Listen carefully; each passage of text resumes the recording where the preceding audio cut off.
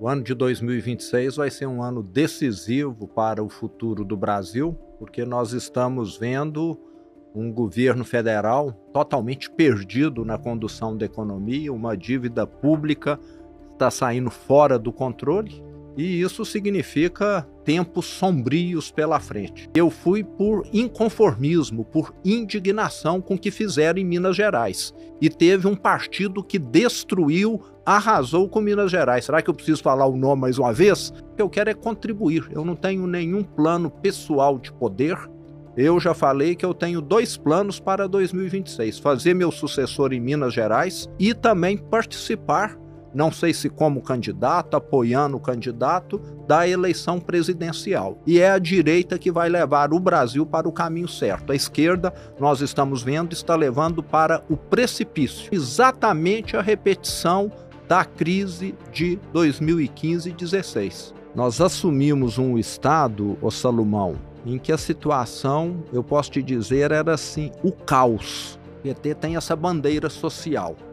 Minas Gerais tem 1.600.000 alunos na rede pública estadual. Sabe o que eles investiram em merenda escolar em 2018?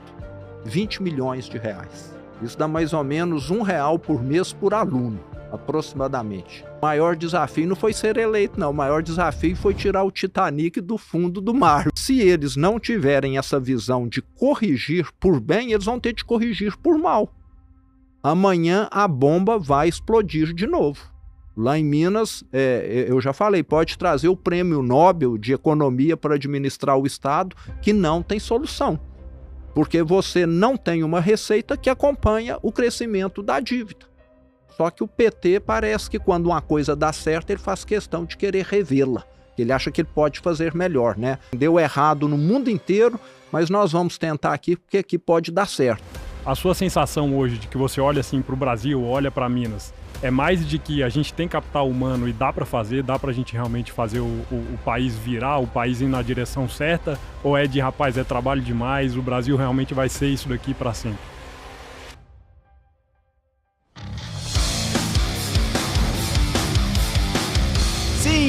Sim, tá começando mais um Market Maker. Seja bem-vindo ao podcast da família investidora brasileira. Eu sou Thiago Salomão, um dos fundadores dessa empresa, junto com ele, nosso CEO, nossa mente brilhante, pensante, Josué Guedes. Fala, Salomão. Tá preparado? Hoje, menos do que nunca.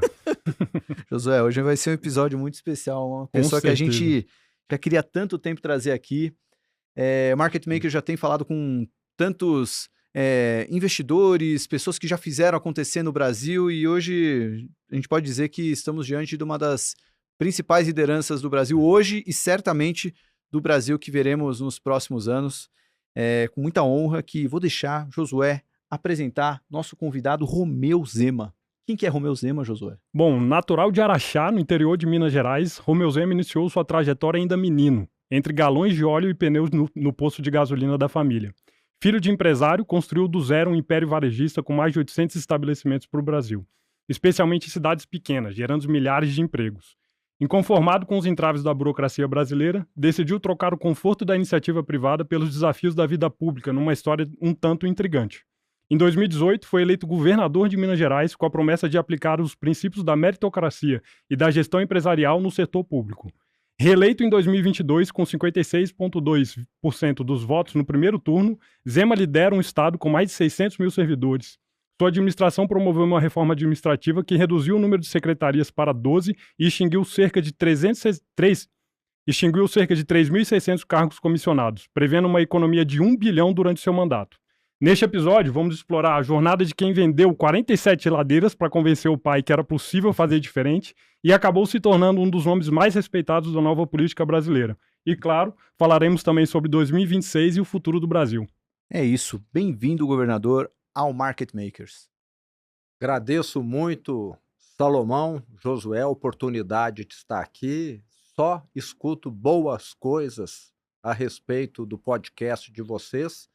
E é um orgulho muito grande estar participando aqui hoje. Ótimo, muito bom. Antes de começar o papo, só lembrando, pessoal, temos batido metas incríveis de inscritos, mas eu sempre trago essa estatística: 84% das pessoas que assistiram Market Makers no mês passado não estão inscritas no nosso canal. Então, se você está aqui, já se inscreve, ajuda muito a crescermos ainda mais. Estamos com mais de 420 mil inscritos, a gente quer crescer muito mais. Já está inscrito no canal?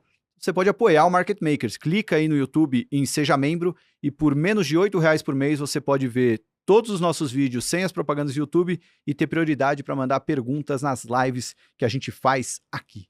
E quem quer anunciar no Market Makers faz o quê, Josué? Bom, além de apoiar aqui, se tornando membro do nosso canal, você também pode anunciar no Market Makers. E aí é só mandar um e-mail para comercial@mmakers.com.br, vai estar aqui na descrição o nosso e-mail, pedindo para receber o nosso Media Kit, e o Igor vai entrar em contato com você ali, te dando todos os detalhes e oportunidades que você encontra aqui no Market Makers. Boa. Governador, a gente quer muito contar a sua história, saber como você chegou até a política, como é que foi a sua vida pré-política, mas antes eu queria falar de um assunto que está muito em evidência, né? As notícias recentes apontam isso e teve um evento recente na Expo Zebu, que você mesmo disse, né? Ano que vem, Caiado, Ratinho Júnior, temos que caminhar juntos para termos forças e condições de dar uma nova alternativa ao Brasil.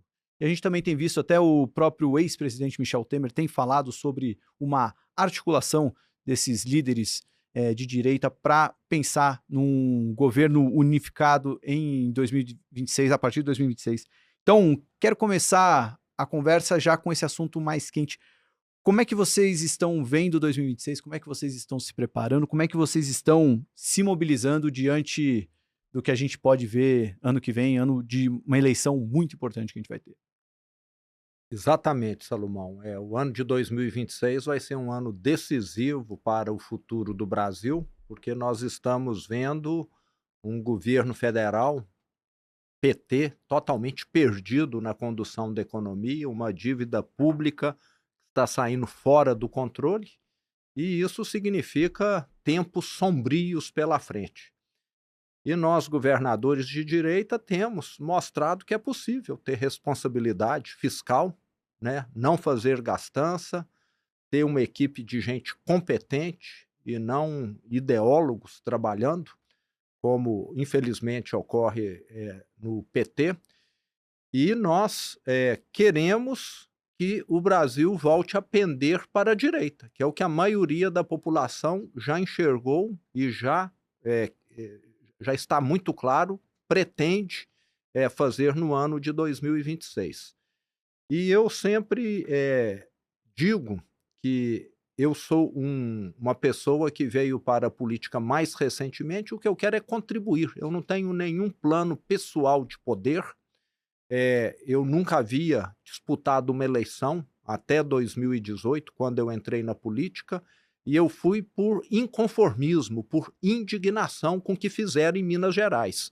E teve um partido que destruiu, arrasou com Minas Gerais. Será que eu preciso falar o nome mais uma vez? Né? Senão parece que eu estou fazendo propaganda aqui para eles. É esse mesmo partido que me parece está querendo destruir o Brasil. E nós, governadores de direita, temos aí uma safra excelente de governadores, e o desafio que nós temos agora é questão de vaidades pessoais, que às vezes ocorrem, e questões também de posições partidárias, né? Mesmo que o candidato queira uma coisa, se o partido não concordar, provável que não vá adiante. E eu espero que nós, governadores de direita, que somos bem avaliados, possamos, né, contribuir muito com o Brasil em 2026. Eu já falei que eu tenho 2 planos para 2026. Fazer meu sucessor em Minas Gerais. Eu tenho um vice-governador excepcional, brilhante, Matheus Simões.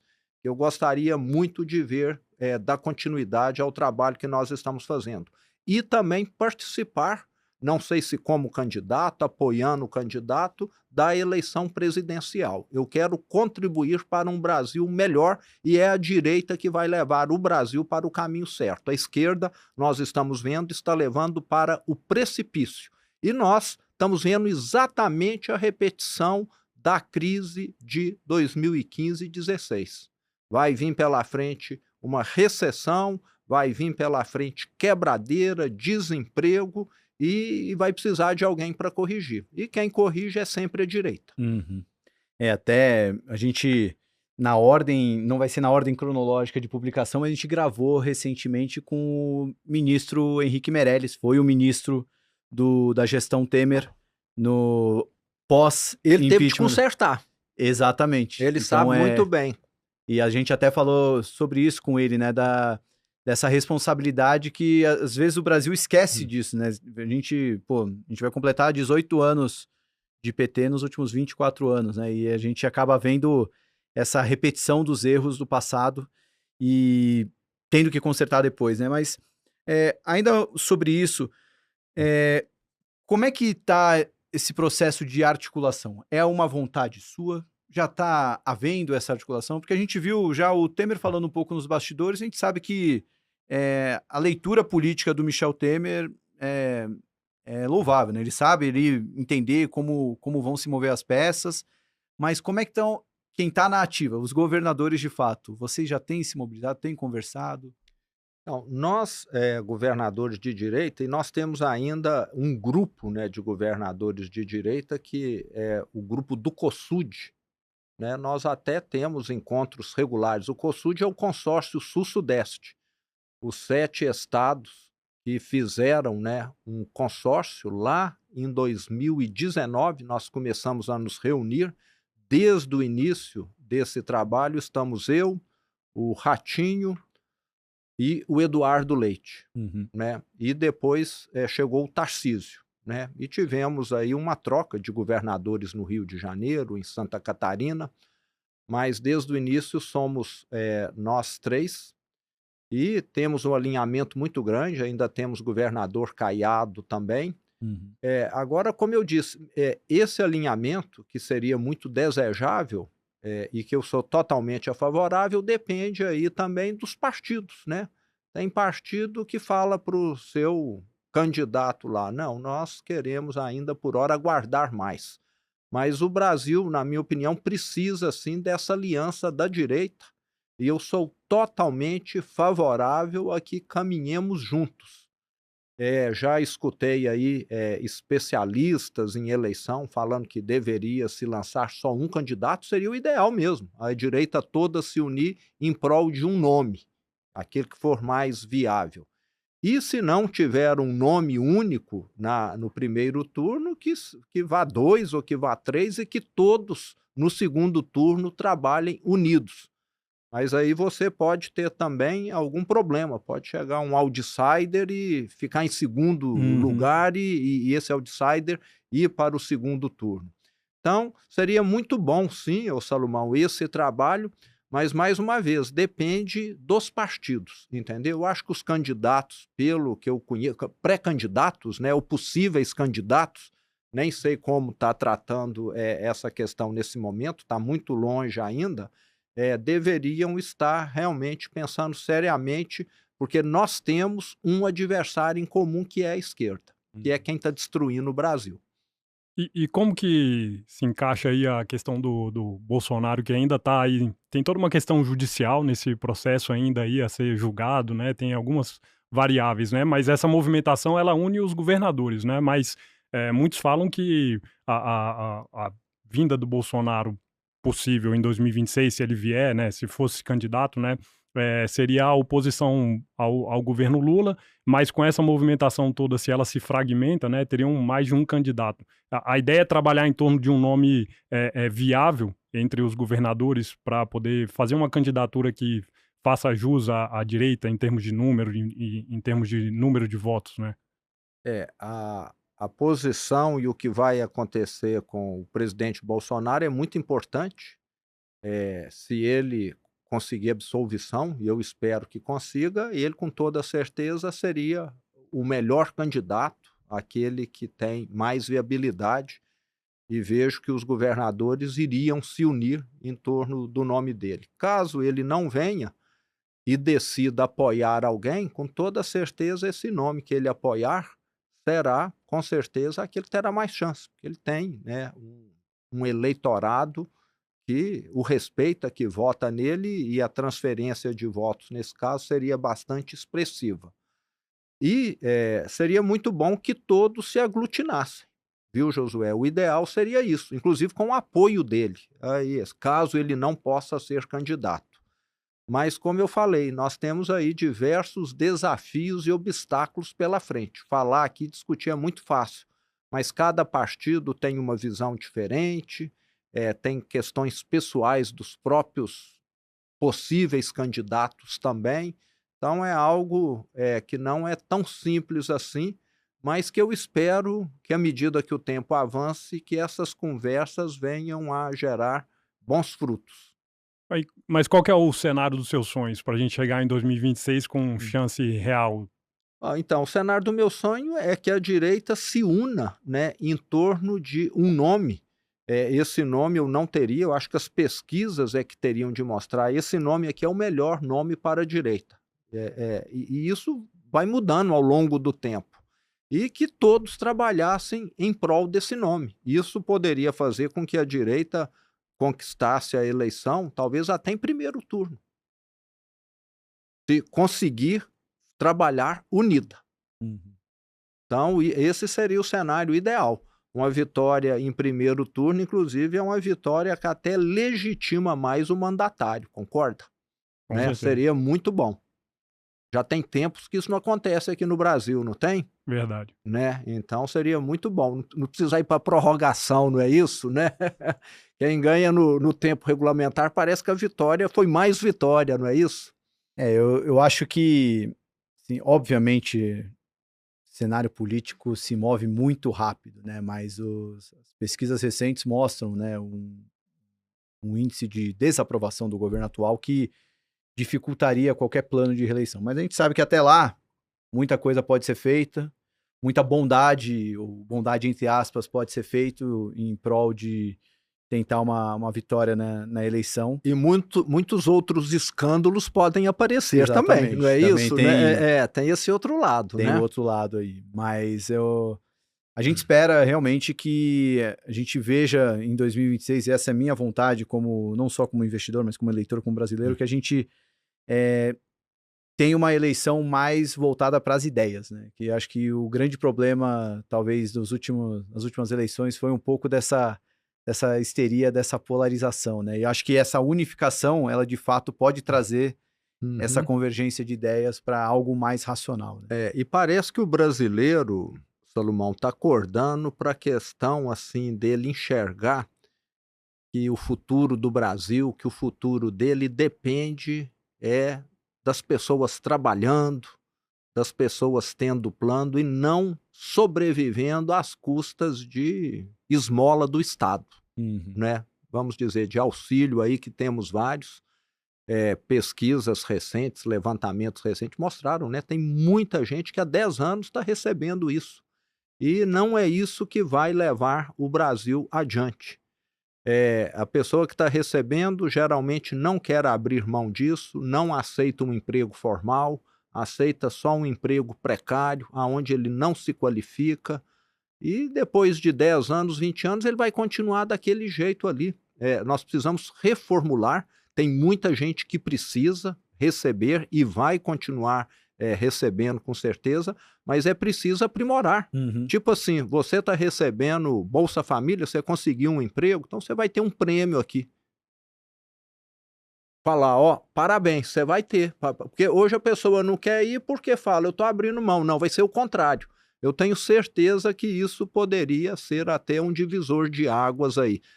Nenhum país avança criando pessoas dependentes. Exatamente. Avança criando pessoas que têm autonomia, que têm plano para si próprio. A gente até teve uma conversa em algum outro podcast com um gestor que a gente estava falando, até uma questão um pouco mais filosófica, né? Mas de qual sociedade estamos criando num país onde as pessoas vivem de subsídios, né? Vivem de programas assistencialistas e você não dá uma condição ou um incentivo para ela almejar algo novo, né? Você cria uma sociedade que não tem essa... De dependentes, não é isso? Não tem essa ambição, não tem essa pretensão. Então, acho que teria que ter essa ordenação das coisas, né? E de políticos que se utilizam disso para se perpetuar no poder, exatamente, né? É um ciclo, né? Exatamente. Virou uma ferramenta eleitoral, vamos deixar bem claro. E quem é político adora ter ferramentas eleitorais, concorda? Não é isso? Principalmente ano de eleição, né? Principalmente ano de eleição, isso. Verdade. Josu, vamos entrar um pouco na vida do governador? Estávamos falando de futuro, agora falar da história do Zema, lembrando né? que o futuro é muito incerto, né? Tudo que nós falamos aqui são conjecturas, são no Brasil previsões. Até o passado é incerto, né? Mas aqui, a sua história aqui, talvez a gente tenha mais certeza. Tudo pode mudar, né? Mas tá difícil conversar aqui nesse podcast sem falar de 2026, né? Principalmente com investidores aí, quem tá tomando risco quer saber, né? Que momento que a gente vai ter uma virada aí no país.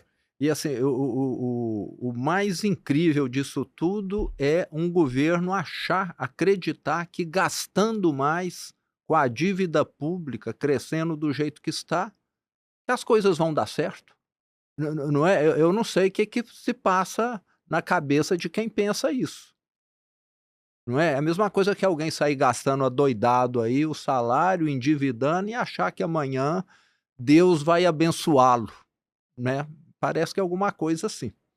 A gente, quando o episódio do Meirelles for ao ar, a gente discutiu algumas coisas sobre isso, né? Que é, no final do dia, resumindo uma história muito longa, mas é uma linha de raciocínio que a pessoa acredita naquilo e é difícil você se opor à ordem do chefe, né? Então, é difícil alguém entrar na sala e falar, opa, acho que isso vai dar ruim.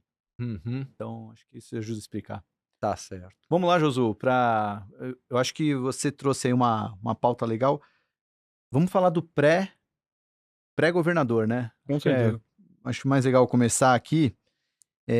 Bom, queria que você falasse um pouco pode ser até um pouco antes de você assumir a liderança do Grupo Zema, lá nos anos 90, mas um pouco desses desafios que você teve como empresário mesmo, né? Como sua experiência empresarial moldou o governador Romeu Zema, né? A gestão pública. Ô Salomão, eu acho que eu comecei a ser moldado, né, pela história da minha família. Nós somos imigrantes italianos, viemos para o Brasil há 127 anos para substituir mão de obra escrava. Chegamos aqui sem nada. Fomos morar ali, meu bisavô, na cidade de Cravinhos, que fica ao lado de Ribeirão Preto. E para trabalhar na enxada, na lavoura de café, e no final do mês você recebia X e a conta do armazém da fazenda, que era só para poder se alimentar, era um X e meio, entendeu? Então, quanto mais você trabalhava ali, mais você se endividava. Essa era a situação de muitos imigrantes que chegaram aqui no Brasil. E a minha família veio, como eu disse, sem nada. Acho que alguns vieram com mais facilidades, ficaram em São Paulo, conseguiram montar alguma coisa. E o meu bisavô assistiu a chegada dos primeiros automóveis, que foi exatamente logo depois, aí, já nos anos 1900, 1910, e ele se interessou por aquela máquina nova que estava chegando e tinha um sonho, ser motorista, na época chofer, né? Era o termo francês que usava. Aprendeu a dirigir e se empregou como motorista de um médico em Ribeirão Preto. E o médico ia atender de casa em casa, acho que era a prática da época, e ele conduzindo o médico, né? Acho que carro era algo que as pessoas compravam para ter um motorista, fazia parte do contexto da época lá. E ele se adaptou bem com essa função, mas ele acabou pegando malária. Ali em Ribeirão Preto, não sei se vocês conhecem, tem o Rio Pardo, né? Muito mosquito. E para tratar da malária, um dos tratamentos que tinha na época eram as águas medicinais de Araxá. Então ele acabou indo para Araxá fazer uso das águas medicinais e teve de se empregar lá como motorista. Ele não tinha condição de se hospedar, teve de continuar trabalhando enquanto fazia o tratamento, e lá acabou ficando como motorista também. E aí, com muito sacrifício dele, da esposa, que era costureira, eles economizaram e conseguiram comprar um carro. E com esse primeiro carro dele, ele começou a fazer uma linha, na época não existia ônibus, Araxá-Uberaba. Hoje você faz esses 100 quilômetros em 1h10, 1h15. Na época eram 5 horas ou mais de viagem. Estrada de terra, em vez de ponte, tinha de esperar uma balsa dessas de madeira, de tronco, para poder atravessar. E ele começou a fazer esse transporte. E aí ele começou a observar também que muitas vezes o carro dele ficava parado por falta de peça, por falta de combustível. E aí ele falou, além de carro, eu vou também começar a vender. Meu carro e de outros aqui ficam parados. Então, em 1923, é o que nós consideramos como o início da empresa da família, que já tem 102 anos, ele começou a vender automóveis, peças, lubrificantes, combustível em Araxá. Então a empresa nasceu nessa época. E a empresa foi pequena, a maior parte da história dela. Meu pai fez a empresa desenvolver muito, sempre atuando na área de concessionária de veículo. Sempre, desde o início, com veículos, com peças, com combustível. E eu nasci nesse contexto. Eu nasci ao lado de um posto de gasolina, ao lado de uma loja de peças, a oficina era em frente à casa, o depósito no fundo. Então a minha vida foi dentro da empresa. E se alguém me pergunta, quando você começou a trabalhar? Eu comecei a trabalhar no dia que eu aprendi a contar. Meu pai ia vender alguma coisa e já me punha para contar ali parafuso, arruela, porca que os clientes iam levar. Então, desde sempre, eu estou ajudando meu pai, desde que eu me entendo por gente. Mas o meu pai teve uma vida muito difícil, porque ele perdeu o pai dele, ele tinha 14 anos de idade, meu avô morreu prematuramente num acidente aéreo com 43 anos, e o meu pai herdou uma empresa que era muito pequena e estava praticamente falida quando ele assumiu alguns anos depois. Com 14 anos ninguém consegue assumir uma empresa, mas teve problemas familiares e eu nasci nessa empresa bem pequena e vi o meu pai fazer a empresa crescer. Tive a oportunidade de estudar, vim para São Paulo, fiz aqui GV, nos anos 80 ainda, e sempre trabalhando. Férias, estava lá ajudando ele.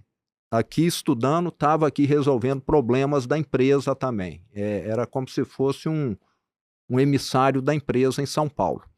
E assim que eu formei, voltei e aí eu realmente falei, agora eu vou dedicar de corpo e alma aqui à empresa, porque não tenho mais que estudar, está tudo resolvido. E aí eu e o meu pai, ele queria um plano para mim e eu não me adaptei ao plano dele. Tinha que idade nessa época, governador? 22 anos. 22 anos eu formei. E aí ele queria que eu fosse trabalhar em concessionária com ele. E eu comecei a ver que eu estava preso na concessionária. Concessionária é franquia.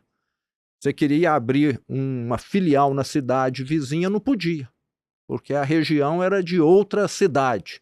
Você queria abrir ali, a fábrica ia ficar 4 anos para te dar uma resposta se podia ou não. Era um negócio rentável, concessionária, até os anos 90 só tinham 4 marcas no Brasil. Fiat, Ford, Volkswagen e GM, né? Quem queria comprar carro era um Opala, um Chevette, um Passat ou uma Brasília, né? Não tinha muitas opções, não.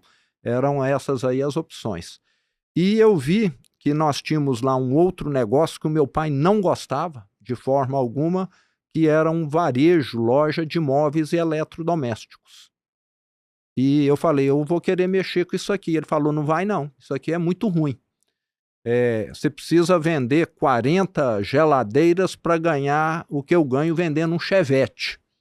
Mas vender 40 geladeiras dá muito mais trabalho do que vender um Chevette. Mas eu falei, mas aqui eu vou ter liberdade, eu vou poder abrir filial aonde eu quiser, eu vou poder pintar da cor que eu quiser, adotar o uniforme que eu quiser, e aqui na concessionária parece que eu não estou tendo liberdade para poder atuar. E aí combinamos. Ele ficou contrariado, meio decepcionado, né? Porque eu, em vez de ir para um negócio bom, eu fui para um negócio ruim. Mas ele me emprestou dinheiro para poder fazer esse negócio crescer, como se fosse um banco, cobrando juros, e eu paguei tudo direitinho de volta. E, em resumo, nos 30 anos seguintes, eu consegui abrir 470 lojas que estão lá funcionando no interior de Minas Gerais e nos estados vizinhos, dando mais de 5.000 empregos. Ralei muito. Nesses 30 anos eu rodei mais de 2 milhões de quilômetros dirigindo. Não é de avião, não, é de carro, dirigindo. Para abrir uma loja, você tem de conhecer a cidade, depois você vai alugar o imóvel, depois você vai reformar o imóvel, contrata alguém para fazer essa reforma, depois você tem de contratar a equipe, depois você tem de inaugurar e você tem de acompanhar a operação. Então eu passei boa parte da minha vida na estrada, acompanhando essa operação de varejo, e nunca havia pensado em ser político. Eu tinha até uma visão antipolítica. Eu cheguei a colocar regra lá na empresa que não era para deixar político entrar em época de campanha, para poder fazer divulgação, etc. Eu tinha uma visão muito simplista. Nós estamos aqui ralando na empresa e eles estão ralando lá no setor público. E cada macaco no seu galho. Uma visão bem simplista e, eu descobri tardiamente, errada, né? Concorda? Muito errada, né? Mas em 2016, em outubro de 2016, para ser mais específico, eu falei, a minha missão aqui na empresa está cumprida. A empresa cresceu mais de 100 vezes aqui na minha gestão, está profissionalizada, balanços auditados, e eu quero passar o bastão. Sempre gostei muito de estudar sobre gestão, administração, e todos falam, o maior desafio de um gestor é fazer uma sucessão adequada.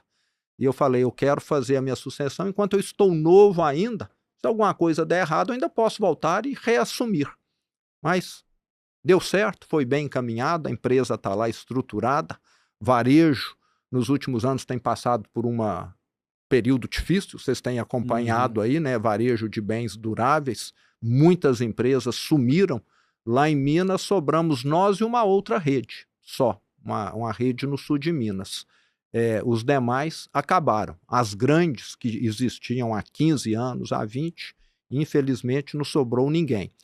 E nós temos algumas particularidades. Primeiro, nós atuamos em cidades pequenas. Nós não temos lojas em região metropolitana, grandes centros. Não temos loja em shopping. São lojas em cidades de 20 mil, 30 mil habitantes, que é o perfil de Minas Gerais. Então, é uma rede que fora de Minas é pouco conhecida, porque é um nicho de mercado bem específico no qual nós nos especializamos. Mas voltando aí à questão da sucessão, eu falei, agora eu quero ir para o conselho e quero ter uma vida menos tumultuada.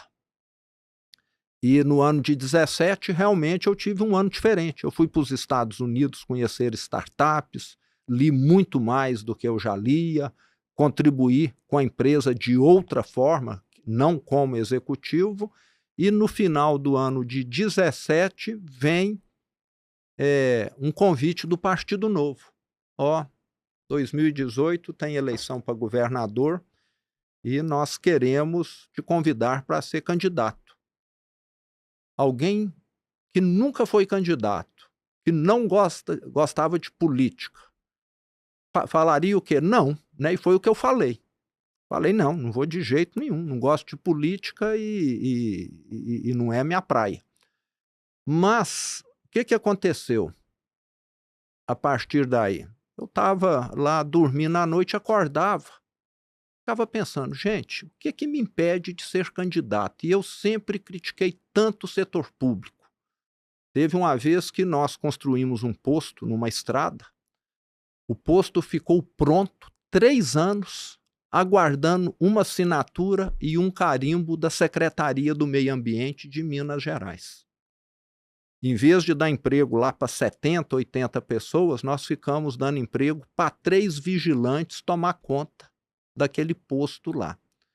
Eu já tinha sofrido raiva demais com o poder público, questão de licença, questão de autuação indevida, etc. Eu falei, gente, eu sempre reclamei tanto que me impede hoje? Meus filhos estão formados, a empresa está profissionalizada, se eu ganhar ou perder a eleição não vai mudar em nada a minha vida, pelo menos eu vou poder mostrar na campanha o meu inconformismo e a minha indignação. Chance de ganhar eu sei que eu não tenho, ou é mínima a chance que eu tenho de ganhar. E antes de falar assim para o partido, eu fui numa psicóloga para ver se eu não estava tendo alguma alucinação também. Porque você começa a desconfiar, né? Quando você faz uma mudança tão dramática de vida assim. Falando aqui parece que é fácil, mas na hora que você está decidindo, né? Você é passarinho e fala, agora eu vou virar peixe, ou vice-versa, né? Eu sou peixe, agora eu vou começar a voar. É algo que você começa a se questionar se você não está. Mas a psicóloga falou, não, você não está com nenhum problema mental, não. Você está totalmente são, pode ir. E aí 2018 foi o ano que eu me dediquei à minha primeira eleição. Peguei meu carro, fui em mais de 200 cidades diferentes, mais de 60 mil quilômetros, dirigindo, com mais uma ou duas assistentes, dependendo aí da fase, a campanha mais barata e a mais votada. Até essa coisa de pegar a estrada e dirigir, né, já deu para ver pela história que vem de família ali, né, então desde o início.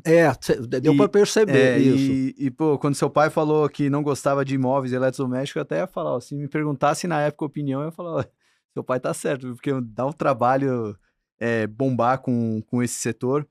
Agora, fiquei curioso, duas curiosidades, na verdade. A primeira você falou que a empresa cresceu 100 vezes, mas qual que era o faturamento da empresa quando você passou o bastão? O que é em números a empresa, você lembra?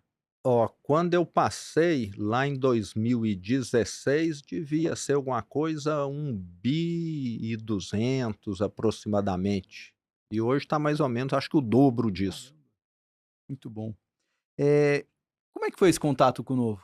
De onde surgiu? Porque, assim, você já, pela sua fala, você nunca teve interesse em ser político, mas rolou ali uma troca de olhares, alguma coisa, sei lá, uma curtida nas redes sociais? De onde veio esse contato inicial? Então, eu não conhecia ninguém do Novo. Alguém do mercado financeiro aqui de São Paulo, que eu tinha muito contato, já tinha me falado, surgiu um partido diferente, novo, que é um partido que quer combater corrupção, quer combater privilégios, mordomias, um partido que quer um Estado enxuto, um Estado eficiente, transparente. Então eu já tinha escutado, mas assim, como eu nunca me interessei por política, eu falei, que bom e que esse partido cresça muito. E só isso, quando eu era empresário ainda, ou logo quando eu saí. Mas o pessoal do Novo de Belo Horizonte, que tem lá o diretório municipal e estadual, teve contato com um primo meu, que está sempre mais próximo de política, e esse primo meu falou a meu respeito para eles, falou, eu tenho um primo que seria um bom nome, porque ele tem um histórico empresarial, que já montou aí diversas unidades da empresa no estado, e aí eles entraram em contato comigo, pessoal do Novo, mas eu não os conhecia e nem eles me conheciam. Esse primo meu é que acabou servindo aí como uma ponte de ligação, já que ele fica sempre em contato aí com partidos, etc., acompanhando. E tá, aí veio o convite, você obviamente pensou de antemão, né? Não faz sentido, mas aí você mudou de ideia. O que foi fazendo você mudar de ideia? Como é que foi essa sua preparação, girar a chavinha aqui de agora eu sou político? Não, foi muito difícil, né? Porque você, eu sempre fui muito racional, né? Para você ser empresário, você tem de falar, eu preciso sobreviver, né? Eu não posso gastar mais do que ganho. E eu tinha plena ciência dos adversários. Eu falava, se essa eleição aqui fosse um grande aquário, teria aqui alguns tubarões e eu seria um lambari. Você entendeu? Né? O cenário era esse. Nas primeiras pesquisas lá, meu nome aparecia com 1% de intenção de voto. Entende? Mas, assim, eu fui muito porque eu acreditava nas propostas do Partido Novo. Alguém me questionava, a sua chance é muito pequena. Eu falei, mas eu estou aqui para ajudar as propostas daquilo que eu acredito para uma política para o futuro do Brasil. Eu vou estar ajudando a divulgar essas propostas e quero também aumentar as chances desse partido eleger deputados estaduais, federais, senador, apesar da minha chance ser bastante reduzida. Então eu fui muito mais, eu posso te dizer assim, com o espírito de ajudar a ideia do que com a intenção de ganhar, porque eu sabia das minhas limitações. Uhum. Eu estava disputando, pensa bem, um novato que nunca ocupou um cargo público, que nunca teve uma eleição, nenhum prefeito me apoiando, dos 853, disputar com o que era governador naquele momento, Fernando Pimentel, e com o ex-governador Antônio Anastasia. Né? É a mesma coisa que alguém, né, de 40 quilos, 1,5 m, entrar no ringue contra o Mike Tyson e falar, eu vou ganhar dele, né? Meio querer ir contra a lógica, né? Tem que ir por ideal mesmo. Não, mas assim, na época eu já estava no mercado financeiro, eu era editor-chefe do Infomoney e a gente acompanha a política no mercado através do preço dos ativos, né? E acho que um ativo que deixou muito bem claro como foi surpreendente, né, a sua ascensão e a vitória foram as ações da CEMIG, né? Eu estava até acompanhando antes de começar a entrevista que ela ficou ali num patamar ali, oscilando sem muita volatilidade nos 3, 6 meses antes da eleição. E nos 5 dias antes da eleição do primeiro turno, que foi quando você começou a subir nas pesquisas, 5 dias antes, a ação subiu 20%. E quando veio o resultado da eleição, ela já subiu mais 20% na segunda-feira e continuou subindo. Hoje ela já vale o triplo do que valia ali tempos atrás. Olha só, e ninguém me conhecia ainda, né? Mas então, acho que já sinalizava o que seria feito pelas propostas do Partido Novo. Exato. Não, e só também aí eu não sou mineiro, mas vou falar em nome do Estado, né? Acho que também era uma troca de governo que novos ares ali acho que eram necessários até para trazer essas novas ideias. Querendo ou não, as ideias do Novo são muito agradáveis para o mercado financeiro, mas também havia uma descrença dos nomes atuais ali da política. Então, acho que foram duas coisas muito favoráveis. Mas para você, como é que foi aquela semana ali? E, de repente, eu era a pessoa de 1,5 m, 40 quilos, no ringue com o Mike Tyson, e o Mike Tyson balançou ali, foi cair, vai ser nocauteado, e aí? Como é que foi para você? Então, eu acho que a grande surpresa, ô Salomão, foi o primeiro turno. Para você ter ideia, foi dia 7 de outubro de 2018, né? O domingo, dia da eleição. No dia 5 de outubro, na sexta-feira, nós desmontamos o nosso diretório lá da campanha. Despedimos de todos. A jornada foi ótima. Nós devemos concluir aqui com a votação expressiva, 10%, 12%, para um partido novato, para um candidato novato, é um resultado excepcional, terminar em terceiro lugar. Então, despedimos, né? Missão cumprida, né? Devemos conseguir fazer alguns deputados estaduais, federais, e desde o início da campanha eu trabalhei com essa visão, né? Eu quero divulgar o partido, ele está começando, ele vai ter uma história pela frente ainda. Eu sempre pensei no longo prazo, eu sempre falo, nós vamos viver muito mais nos próximos anos e décadas do que nas próximas semanas e meses, você concorda? Não é? E o meu governo, depois nós vamos falar, é um governo de projetos de longo prazo também. E a surpresa veio no domingo, dia 7. Em vez de ter lá 12%, 14%, que era o esperado, nós tivemos 42%. Já fomos o mais votado logo no primeiro turno. E aí é que o mundo virou de cabeça para baixo. Porque aí nós tivemos de sair chamando todos de novo e mais alguns para reforçar. Imagina bem, nós tínhamos voltado para zero e de repente precisou contratar todos e mais alguns, né? e eu, um candidato sem muita bagagem, né, sendo bombardeado pela imprensa, e acho que a imprensa, os meios de comunicação, não tinha nenhuma afinidade, até porque não me conheciam, né? E foi bastante sofrido essas 3 semanas, até o dia 28 de outubro, que foi quando foi a eleição, mas no dia 28 veio o resultado final, 72% a 28%, né? Aquela eleição de 2018 foi uma eleição diferente, foi eleição antissistema, né? A primeira eleição pós-Lava Jato, né? Pós-impeachment. Então o brasileiro estava indignado pós-recessão, né, de 2015 e 2016, que ceifou 3 milhões de empregos direto.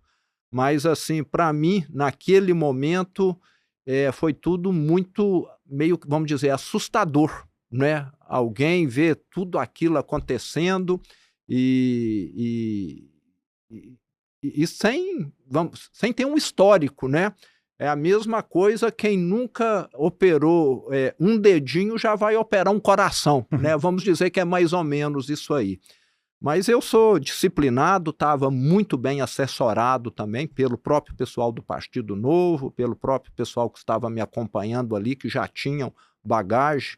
Desde esse início aí, meu vice-governador atual, Matheus Simões, já estava junto, e ele é da área jurídica, já era vereador eleito na época, então já tinha conhecimento. Mas eu posso te dizer que o maior desafio não foi ser eleito, não. O maior desafio foi tirar o Titanic do fundo do mar, viu? Depois. Foi dia 1º de janeiro de 2019, quando eu tomei posse. Aí é que veio o mais difícil. O governador, nessa subida que você teve no primeiro turno, acho que teve um fato aí, inclusive a gente abriu ali para as pessoas mandarem algumas perguntas lá, e uma pessoa mandou uma pergunta pedindo para você falar um pouco sobre o último debate que aconteceu nesse primeiro turno, né? Que eu acho que ele teve uma mudança de chave ali pro que aconteceu no resultado. Como é que foi aquele acontecimento? Então, aquele último... primeiro, assim, eu acho que teve aí, né, alguns fatores que acabaram viabilizando a minha eleição. Primeiro que as emissoras decidiram que chamariam aqueles candidatos que ultrapassassem 5% ou 6%. E eu ultrapassei 5% ou 6%. Caso contrário, eu não teria sido chamado e não teria tido a oportunidade de mostrar as minhas ideias. E teve lá, acho que deve ser esse debate aí, em que eu falei, quem vota no Bolsonaro e no João Amoedo, vota em mim. E isso, naquela época, naquela ocasião, criou um mal-estar no Partido Novo, porque mas ambos são de direita. Eu não falei nada indevido, não, mas me parece que algumas pessoas lá naquela ocasião no partido não gostaram que eu tivesse mencionado o nome do Bolsonaro. E eu tenho uma linha de atuação da direita. E o que eu falei procedia. Mas julgaram que eu agi meio que não de acordo com aquilo que o partido esperaria. Criou aí um mal-estar.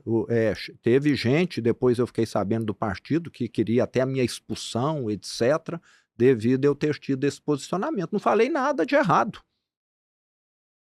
E na última eleição de 2022... inclusive teve, né, casos de quem votou em Lula e votou em Zema também em Minas Gerais, você está entendendo? Então, muitos municípios, ele foi o mais votado para presidente e eu fui o mais votado para governador. Acho que mais de 500 municípios.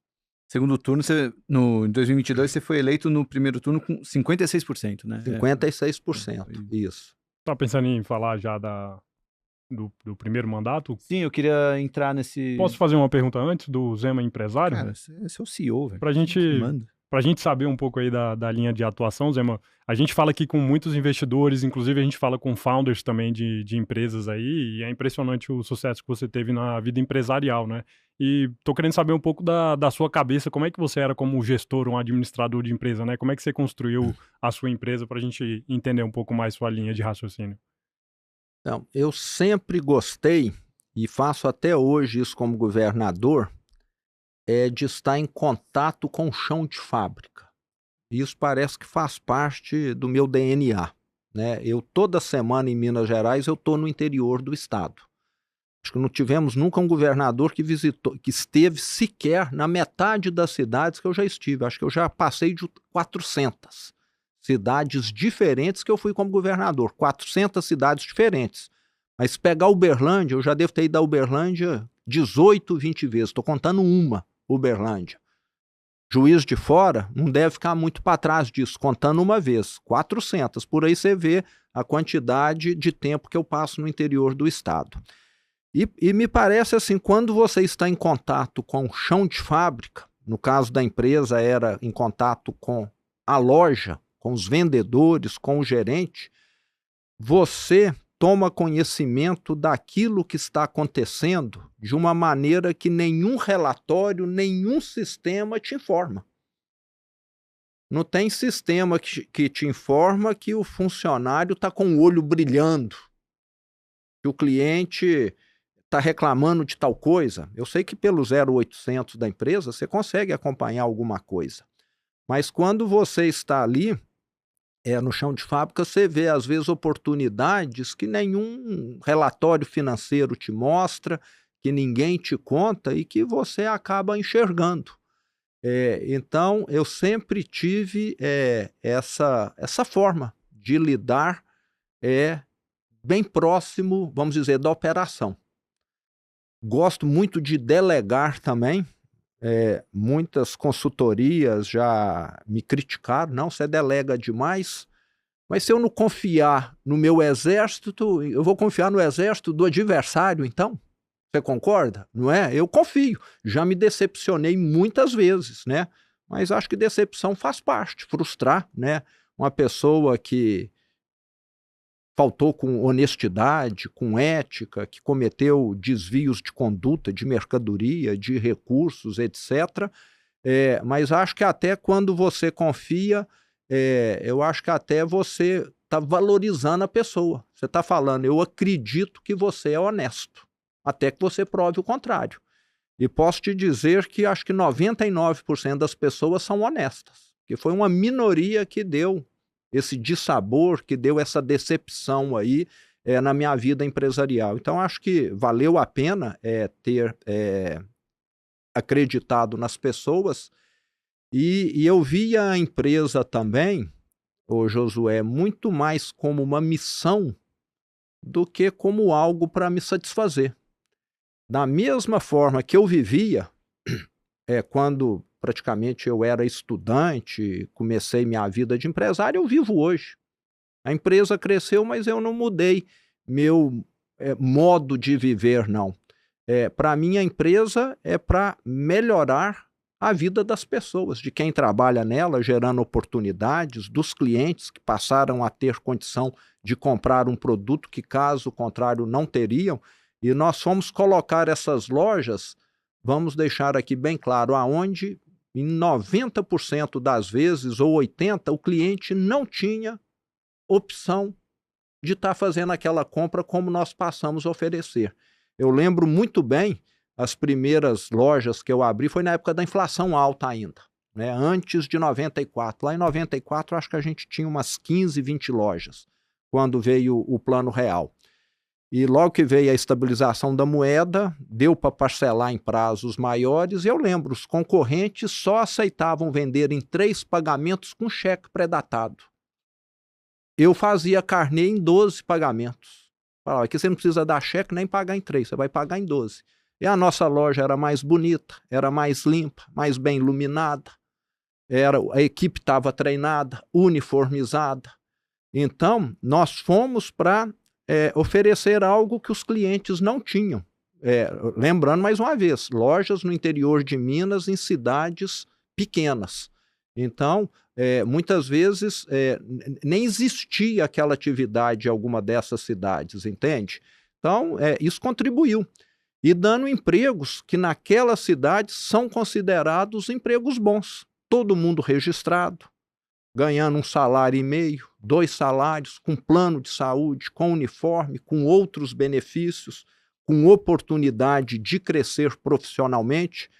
Eu fico muito feliz quando às vezes hoje eu ando menos, mas antes de ser governador eu andava mais. Já teve casos de eu ir em hipermercados grandes, do Carrefour, Açaí, etc., e o diretor da loja lá, que dirige 600, 700 funcionários, ser um ex-funcionário nosso que eu treinei. Entendeu? Você vê que a pessoa cresceu na carreira. Tem muitos ex-funcionários que, andando pelo interior do estado, eu encontro e que hoje estão numa posição muito melhor e que eu fico muito satisfeito de ter participado. Quando eu assumi a empresa, vamos dizer, ela devia ter lá 20, 25 funcionários. Quando eu saí, ela tinha 5.000. Então, quando uma empresa cresce, as oportunidades surgem para muitas pessoas. Então, em linhas gerais, eu tenho essa forma aí, e acho que ainda continua, a empresa é sempre classificada entre as melhores para se trabalhar pelo Great Place to Work. Desde lá 2000, 2001, a empresa sempre esteve aí no ranking das melhores, porque nós também fazemos questão de sermos uma empresa justa nas promoções, nas demissões. Eu lembro que muitas vezes veio pessoas de outra empresa e falavam: o clima aqui é melhor, aqui não tem politicagem, sabe? Parece que é politicagem que tem dentro de empresa, né? Questão de fofoca, falar um do outro. Aqui parece que está todo mundo trabalhando por uma causa única só, e não um querendo puxar o tapete do outro. E acho que isso veio do DNA da empresa também, né? Lembrando que, apesar de eu ter feito um negócio crescer, né, eu peguei muito, foi o estilo do meu pai. Nós, no início, compartilhamos estrutura. Eu não fui criar uma contabilidade para aquela empresa. Tinha contabilidade que fazia a contabilidade no geral, recursos humanos, a mesma coisa, das concessionárias, e a gente fazia um rateio. Então, eu diria que boa parte disso também veio do histórico da empresa, que é uma empresa que já tem mais de 100 anos, e parece que alguns valores vão se consolidando ao longo das décadas, né, e vão ficando ali fortes. Então, eu acho que eu tive também esse privilégio aí de ter contado com esse histórico. Muito bom. Um propósito, né? Acho que isso faz toda a diferença. Governador, queria saber como é que tem sido, né, a sua gestão, pensando, até trazendo, foi legal essa pergunta do Josué para introduzir a maneira, o jeito Zema de gerir uma empresa, o quanto isso se associa à gestão pública, né? A gente sabe que essas ideias mais liberais, meritocráticas, não necessariamente elas acabam se encaixando dentro da gestão pública. Então, como é que foi para você incorporar isso? Quais foram as medidas práticas que você conseguiu implementar? Os resultados a gente consegue ver nos indicadores econômicos do estado de Minas Gerais, que conseguiram ter uma melhora, mas eu queria saber como é que foi a implementação disso tudo desde que você assumiu. Eu acho que a gestão do Estado tem uma semelhança com a campanha. Na campanha, ninguém acreditava que nós poderíamos ganhar. E quando nós ganhamos, ninguém acreditava que nós poderíamos tirar Minas do buraco. Então, temos essas duas semelhanças aí. Foram dois grandes desafios, mas o segundo eu acho que foi até maior. Nós assumimos um Estado, ô Salomão, em que a situação, eu posso te dizer, era assim, o caos. Você olhava e pensava: será que tem jeito de consertar essa terra arrasada aqui? Né? Vou te dar aqui alguns exemplos para você ter ideia. Eu assumi em janeiro de 2019. Até o último dia, o ex-governador do PT, Pimentel, falou: eu vou pagar amanhã o 13º.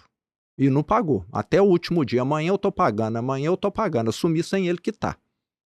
Tive de parcelar o 13º de dezembro de 18 em 10 vezes. Na hora que eu acabei de pagar o 13º de 18, já estava na hora de pagar o de 19 já, você concorda? Né? Essa era a situação. Salário, você ia terminar de quitar a folha, em vez de ser no 5º dia útil, era quase que no 30º dia útil. Você ia pagando parcelado, pagava 2.000, os menores salários primeiro e os maiores no final do mês. Não tinha data certa, mas nós olhamos, fizemos uma previsão de caixa, começamos a pagar. Medicamento, tinha nada. Medicamento de uso contínuo na rede pública, nada de estoque. Fomos comprar medicamento. Aí a indústria farmacêutica fala, ó, podemos vender, mas vocês estão aqui devendo há 2 anos 45 milhões de reais, precisa pagar primeiro. Vai comprar da B, ó, podemos vender, mas vocês estão devendo aqui 38 milhões, já tem 1 ano e meio. Tivemos de ir no Ministério Público pedir para furar a fila de pagamento, para quitar esses laboratórios que vendem medicamentos que podem salvar vidas, para poder começar a abastecer a rede pública do Estado. E assim, então, assim, aquela dificuldade. Primeira semana como governador, não sei se vocês conhecem a cidade administrativa, eu fico lá num prédio mais baixo, o edifício Tiradentes. 400 prefeitos chegaram lá com trio elétrico, com megafone, fazendo manifestação para receber os repasses municipais que eles têm direito, que o governo passado do PT não pagava os 853 municípios. Numa coisa, o PT foi muito justo, ele deu o calote em todos, você entendeu? Nos 853 igualmente. Não ficou um prefeito que não tenha sofrido rasteira do PT lá em Minas Gerais. E lá nós tivemos casos, ô Salomão, que acho que em outros estados do Brasil não aconteceu. As prefeituras começaram a morrer também.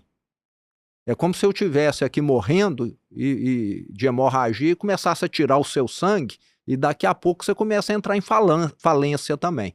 Foi mais ou menos o que aconteceu. Nós tivemos lá em Minas prefeitos que, em vez de pagar salário, começaram a fornecer cesta básica para os funcionários, falando, ó, sobreviva até a gente ver o que isso aqui vai virar. Virou um escambo. Virou algo nessa linha. Tivemos prefeitos que renunciaram, que a pressão é muito grande. Tivemos prefeitos que adoeceram e prefeitos que suicidaram lá, 2017 e 2018. A Constituição está lá clara, o Estado tem de repassar para os municípios 25% do ICMS, acho que 25% do IPVA, da educação, tem lá as verbas. E o Estado de Minas simplesmente falou, não vou cumprir isso aqui mais, pagava o que dava. É igual uma empresa que entra em dificuldade e fala, ó, esse mês eu vou pagar só 40% do salário. E pronto, você entendeu? Então, as prefeituras morrendo. E logo que eu assumi, em janeiro nós tivemos de fazer a transição, porque não abriram nada para nós. Nós ganhamos a eleição dia 28 de outubro, não abriram nada. Tínhamos novembro e dezembro. Nenhuma senha de sistema, nada. Aí que nós fomos ver, né, o Titanic no fundo do Oceano Atlântico mesmo. Funcionário público. Lá em Minas nós temos 600 mil, entre aposentados, pensionistas, na reserva e na ativa. Desses 600 mil, 240 mil estavam com nome sujo no SPC e Serasa, porque descontaram o empréstimo consignado e não pagaram as instituições financeiras. E os bancos cobrando. A minha família é concessionária de veículos. Né? Tem algumas marcas. O pessoal dessas empresas, os presidentes, começaram a ligar para o meu irmão. Ó, o seu irmão agora é governador, vê se ele paga a gente aqui, que nós vendemos ônibus, vendemos moto, vendemos carro para o governo de Minas e não recebemos nada. Até envolver o negócio que não tem nada a ver, meu irmão me ligando. Ó, os presidentes estão te ligando aqui, você entendeu? Então, assim, E eu reuni o secretariado, né? Até eu tenho de agradecer muito os primeiros secretários, porque eles vieram como voluntários. Eles vieram para poder resgatar Minas do fundo do mar. E foi gradativo. O que você tem de fazer para resgatar? Né? Não tem regra que escape disso. Reduzir despesas e ampliar receitas sem aumentar impostos. Para reduzir despesas, nós fomos na linha de tudo que é possível reduzir, vamos. E eu fiz questão de dar o exemplo. Eu falei, se tem alguém aqui que tem de dar exemplo, é governador. Como que o último governador procedia? Morava num palácio, Palácio das Mangabeiras. 32 empregadas, garçons, cozinheiras, maître, não sei mais o quê. Eu fui morar na casa que eu pago aluguel, falei, não vou morar em palácio.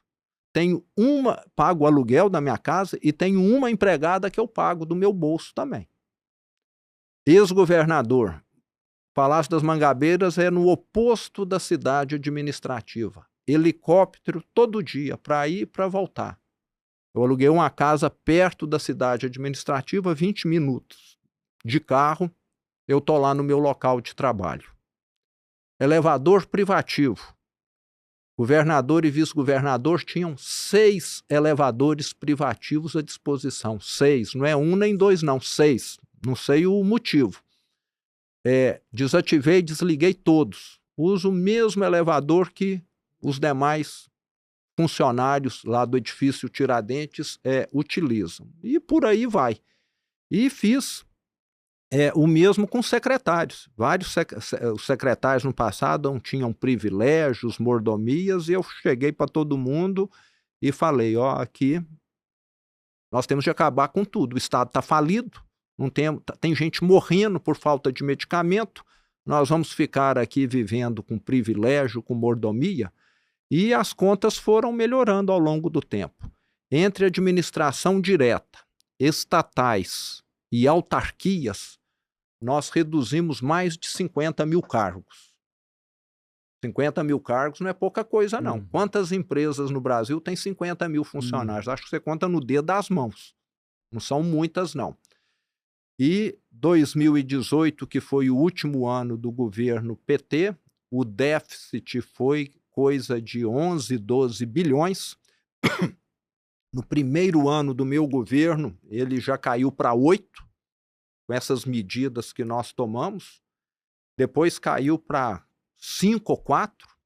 E o ano passado, pelo 4º ano consecutivo, nós já tivemos superávit. 5 bilhões de superávit o ano passado. Então, nós saímos de menos 11 bi para mais 5 bi de superávit e não déficit mais. Eu levei 2 anos e 8 meses para colocar a folha de pagamento em dia. Eu fiquei 2 anos e 8 meses pagando atrasado ainda a folha de pagamento. E depois que você coloca a folha em dia, você começa a ver uma certa claridade, né, no fim do túnel aí. Mas eu te diria que avançamos muito, mas ainda temos muito o que fazer lá em Minas Gerais, mas pelo menos hoje o Estado tem as contas, vamos dizer, equilibradas. Nós precisaríamos ter mais recursos para recuperar as estradas, para fazer mais investimentos, mas pelo menos já temos uma situação controlável e não é caótica mais. Tivemos avanços muito grandes na educação, reformamos 2.300 escolas, um Estado que não paga a folha de pagamento em dia, o que você acha que ele faz de manutenção? Nada, né? Então, estrada, escola, tudo sucateado, reformamos já 2.300 escolas, herdamos um cemitério de obras inacabadas, e nem cercaram, tudo vandalizado, tudo depredado. Assim, é o exemplo da politicagem que rasga dinheiro, sabe? E que não entrega nada para a população. Concluímos essas obras, o que não concluiu, que são 5 grandes hospitais regionais, está no caminho final aí para a conclusão. E todos os indicadores de políticas públicas melhoraram nesse período aí. Se você pegar, a criminalidade hoje é muito menor do que era. Na saúde, o ano passado nós batemos recorde em cirurgias eletivas. O maior número tinha sido pré-pandemia, em 2019, coisa de 800 mil cirurgias. No ano passado nós fizemos mais de 1 milhão. Na pandemia foi lá embaixo. E hoje, em muitas regiões do estado, nós não temos mais fila para ninguém fazer cirurgia. Você tem um período do agendamento só, o que é uma conquista muito grande. O Brasil como um todo, muita gente ainda está aí esperando meses ou até mais de ano para poder fazer alguma cirurgia. E em Minas, em muitas regiões, nós zeramos essas filas. A avaliação dos alunos tem melhorado, e eu gosto muito de falar da hipocrisia do PT. O PT tem essa bandeira social, mas eu provo, né? E está no portal da transparência para qualquer um ver o que o partido, que no discurso fala que é social, gastou com merenda escolar em 2018. Minas Gerais tem 1.600.000 alunos na rede pública estadual. Sabe o que eles investiram em merenda escolar em 2018? 20 milhões de reais. Isso dá mais ou menos R$1 por mês por aluno, aproximadamente. O ano passado, nós investimos 470 milhões de reais. Na época do PT lá, sabe o que os alunos muitas vezes comiam? Uma água com uns grãozinhos de arroz, que eles falavam que era uma sopa. Era merenda escolar. Hoje tem carne todo dia, tem fruta, tem verdura.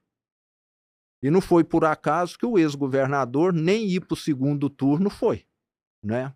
Se aquele homem fosse para o segundo turno, o povo mineiro estava meio que sofrendo de alguma alucinação por votar nele.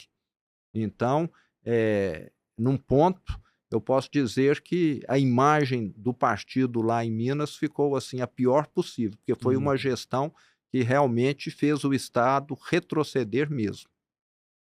É incrível, assim, até por isso, um dos motivos pelos quais a gente estava bem ansioso de trazer você aqui, governador, é justamente mostrar como uma gestão que não só é uma liderança eficiente, mas que prega pelo exemplo, né, como isso pode fazer bem para a sociedade de maneira geral, porque no final do dia foi um remédio amargo que teve que ser dado no começo ali, mas que trouxe os seus benefícios, e a gente vê isso nos números e você consegue mostrar isso de uma maneira mais evidente. A gente espera que isso, de fato, reverbere em 2026, né? As pessoas consigam ter esse discernimento de quem está fazendo uma liderança, de fato, benéfica para o longo prazo. Um ponto que eu não citei aqui, que eu acho que assim está dentro desse contexto, é você mudar um modelo mental, o Salomão e Josué. Assim, parece que dentro do Estado você percebe muitas pessoas, não vou dizer que são em todas não, mas em muitas,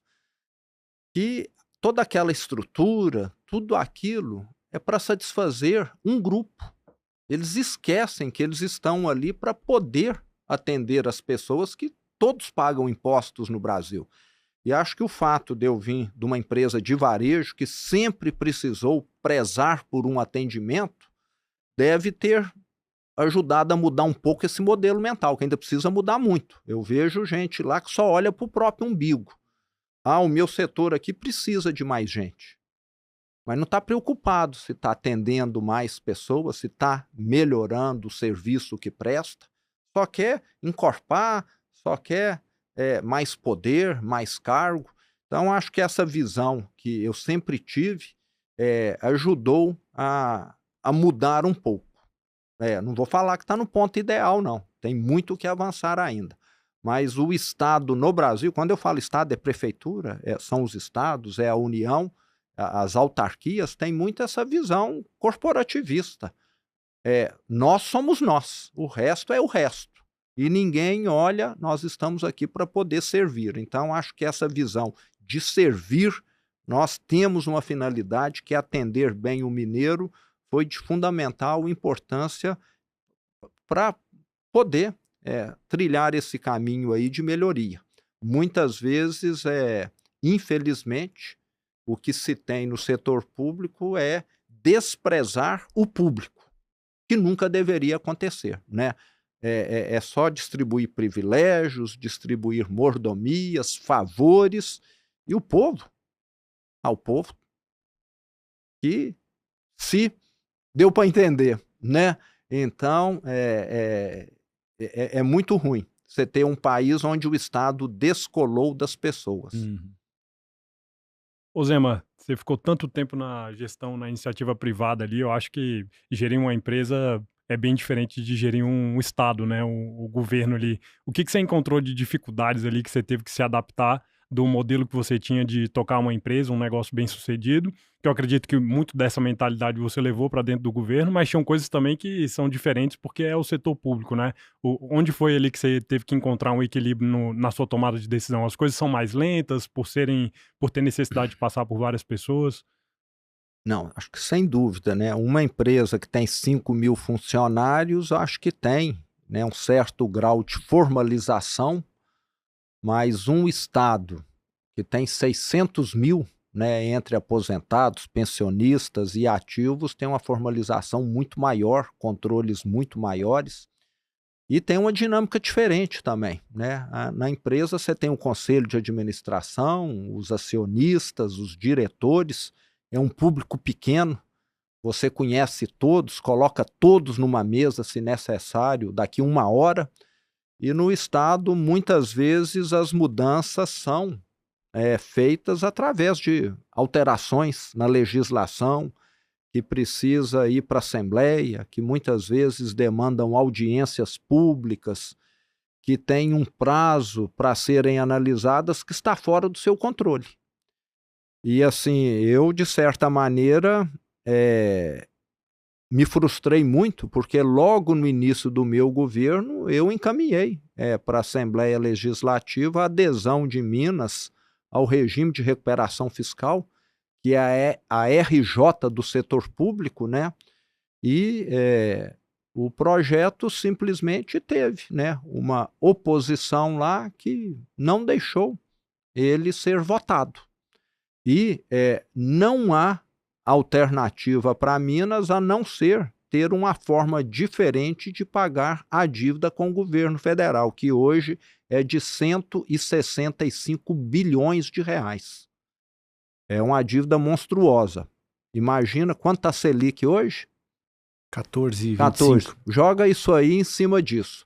Apesar que a taxa lá, o serviço da dívida, ou é Selic ou é IPCA mais 4 ou menor. No passado foi maior.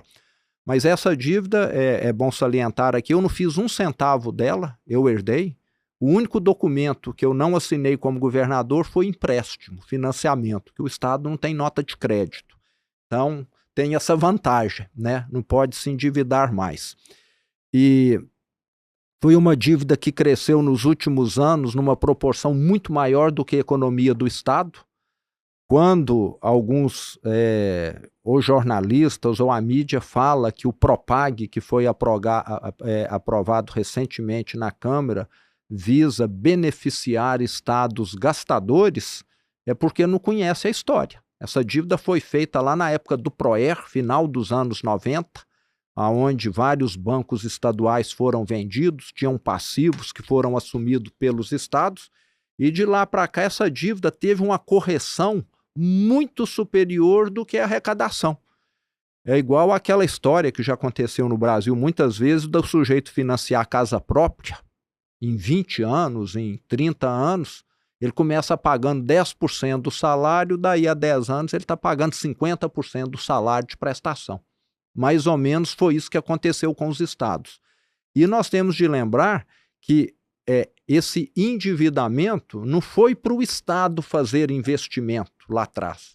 Minas Gerais não construiu estrada, nem ferrovia, nem nada com esses recursos. Minas Gerais cobriu um passivo de Benge, de Minas Caixa, de Banco de Crédito Real, coisas que vêm lá dos anos 60, 70, 80. Agora, nós temos de olhar para o futuro, né? A União é um banco que tem de cobrar juros dessa maneira dos estados, ou é um ente federativo que precisa ser ressarcido com a devida correção dos valores? Aí tem de discutir. Sei que a União hoje paga juros elevadíssimos para poder captar, mas por culpa da própria, que tem uma irresponsabilidade fiscal enorme que sinaliza para o mercado que está a cada dia menos solvente. E o Estado não tem culpa disso. Então, criar uma situação, não é só Minas, são vários estados, E se eles não tiverem essa visão de corrigir por bem, eles vão ter de corrigir por mal. Amanhã a bomba vai explodir de novo. Lá em Minas, eu já falei, pode trazer o prêmio Nobel de Economia para administrar o Estado, que não tem solução. Porque você não tem uma receita que acompanha o crescimento da dívida. Que economia que cresce 14% ao ano? No Brasil não tem nenhum estado que cresce isso. A dívida está crescendo quase que isso, então fica numa situação realmente muito difícil. Governador, vendo a situação de Minas como estava quando você assumiu, vou aqui pegar emprestado uma frase do Marcos Lisboa, quando ele fala do Brasil, que ele fala, isso é trabalho para profissional. Como conseguiram levar o Estado na situação que ele chegou? Assim, é o fato de fazer algo muito ruim por muito tempo ou é aquele estrago muito rápido? Enfim, porque os números que você trouxe são impressionantes, assim, como o Estado chegou aonde chegou. Eu fico imaginando que seria mais uma gestão que não fosse uma gestão austera. Onde que estaria Minas Gerais num momento como esse? Qual a sua avaliação, né, depois de tudo isso que está acontecendo? Eu sei que você disse que ainda tem muita coisa a melhorar, mas muita coisa já melhorou. Como chegou até onde chegou Minas Gerais? Então, você está querendo dizer assim, o que nós fizemos nesse percurso aí? Não, até antes de você chegar, né? Por que piorou tanto? Por que Como chegou que Minas chegou naquela situação que você encontrou ela? Sim, naquele caos, naquele desastre que foi. Na política, hoje eu vejo lá, muitas vezes você o político, do modo geral, né, eu não vou falar que são todos, não, né, nós temos muitas exceções, mas vamos falar que nós temos aí a metade que quer só se reeleger e a metade que pensa no futuro. Mas esse pessoal que só pensa em eleição, em voto, para eles, comprometer o futuro não significa nada. É uma visão assim, se eu ganhar a eleição, o que me interessa. Por isso que eu acho que assim, político de carreira é um sujeito, você tem de ver ele com uma certa reserva, porque muitas vezes alguns deles, né, podem fazer de tudo para ganhar uma eleição. Ele sabe que o futuro dele depende de ganhar uma eleição. Eu falo que o meu futuro, se eu ganhar a eleição, não ganhar a eleição, não vai mudar em nada. Eu sempre vou ter o que fazer. E a política, Salomão, por incrível que pareça, é uma atividade que atrai gente, às vezes, que não tem competência e que não tem ética também.